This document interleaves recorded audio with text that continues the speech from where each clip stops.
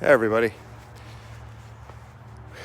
Today you are going to walk with me on the frozen trail. It's about 25 degrees out right now. Everything's kind of frozen over. I'll give you a nice little portrait of it. Everything's kind of frozen over here. Finally froze. All this was just water, and now it is ice. So it's about 25 degrees. So you'll be walking with me here as we get to the usual spot, just in the woods. Yep, I'm going to turn this around so you can actually see where we're walking here. This is all ice.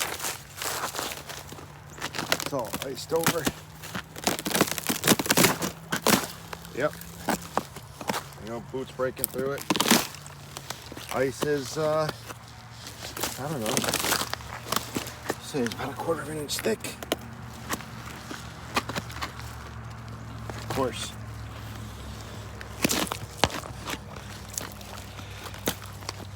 That's good thick ice. That's about an inch thick maybe. Yeah, that's a good thickness, but my foot still went through it. Doesn't say much for me, but you got to stay on the trail here because you got woods and everything on the side.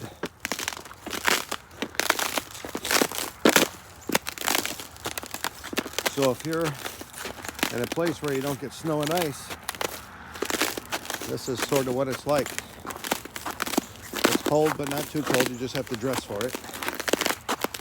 In the rainy season, it gets all flooded.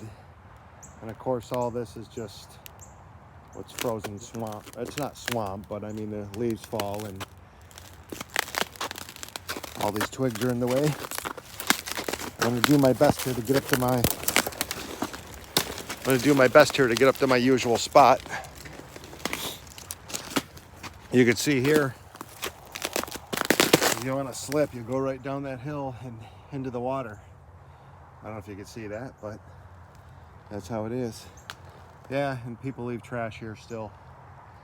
I'll come through and pick it up, but yeah, I'm gonna try to make it to my usual spot. Let's get through this here. Ice isn't too slippery, it's kind of dry, but that's what you got to look out for. I don't know if you can see that, the thorn pickers and everything. Yeah, like that. Yuck, who wants that? So that's what you got to watch out for. It's not too bad. The ice isn't too bad if it doesn't get wet, then it's real slippery. Yeah, there's just thorn bushes all over the place. Yeah. Yeah, we're coming up to my spot here where I usually sit. Yep. Try to get to it. I always, as a kid, you would always hear these stories or see on TV how, like in The Wizard of Oz, how they'd be in the woods and the trees would grab them.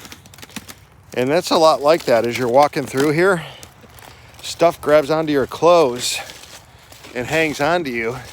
And it almost feels like it's grabbing you and won't let you go as you walk through the thicker parts of the woods. But you gotta get out of your comfort zone and get out and explore the world. Too many of us are trapped in desk jobs like myself. And as human beings, we weren't designed to sit at a desk and drive a desk all day. We're out to be, here's my spot. That's where I usually sit. As human beings, we weren't designed to sit in an office and just, I don't want to say waste our lives. I mean, you have to have a job to pay the bills, but think of it this way. Up to just a couple hundred years ago, we were designed to, we were living outside basically. Call them hunter-gatherers. Of course, we built shelters, for heat and to keep the snow off of our heads. But it often makes me wonder, like, how the pioneers did it. You think about the seasons you go through here. I'm in Michigan. And you think about the seasons you go through here, how it can be hot in the summer and it can be freezing cold in the winter. And you just sit there and wonder, like, how did they live? How did they find enough food? When they got sick, what did they do? I mean, a lot of them died early on in life and such. Heck, even, women died during childbirth and, but just to find the food and find enough vitamins, and then you had to worry about these wild animals killing you, in the woods, obviously, so the shelter the shelter would come in handy then. If something's trying to eat you, at least you can hide behind a wooden wall. But, yeah, you gotta go out and live your life. It's, as human beings, we're not, I think we're like trapped in this societal slave mentality. There's no autonomy with us anymore. We're not self-governing. It's like nobody really has visions to go out and do what they want to do, and they might think about it, but they don't actually go out and do it. And then when you do it, like last year, within the past 12 months, there was a period of about a month, 4 weeks, where I had 4 separate adult males telling me what I needed to do with my life. Well, you should do this and you should do that. And it wasn't a sense of concern. It was a sense of, hey, well, I see what you're doing and I might not like what I'm doing with my life, or I might be kind of jealous of what's going on with your life. So I'm going to tell you how you should live your life. Well, screw that. Nobody should tell another person how to live their own life. Life is yours to live. You should live it how you want to live it. Nobody else should tell you how to do it. And if you're a grown man, especially another grown man should not tell you how to live your life. I mean, that's just, I'll keep it clean here, but that's just a bad way to go for another man to tell another man how to live his life. What that tells me is that, the people who do that they feel like they don't have control over their own life, so they have to sit there and tell you how to live your life. So I guess it's a control thing, and here I was cruising through my life, just enjoying it, not behind on any bills, paying my taxes, just enjoying life pretty much to the fullest. I had all the universe opened up for me. I had great things going on in my life, and it was a great year. I mean, 2020 now, 2019 was just an awesome year for me. I just had a lot of great things that the universe opened up for me, and really blessed me in that sense. And then I had just the haters just came out of the woodwork, and it's not like I can blame them. I don't think people intentionally plan on hating. I think it's just human nature that when we see somebody that has a better... Ooh, I see something moving through the woods. I think it's a rabbit. Ooh. Yeah, it is a rabbit. Yeah, we got a lot of bunnies out here. You won't be able to see it because I got the camera pointed the wrong way. But yeah, he must be looking for food because I'm talking pretty loud, and if he hears me, he should really steer away.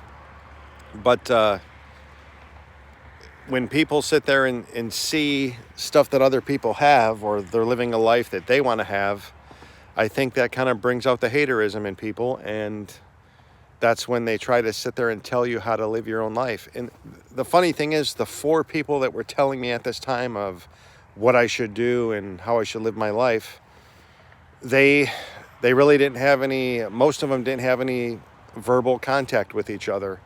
So it was like I really got to see a mirrored image of, yeah, that is a rabbit.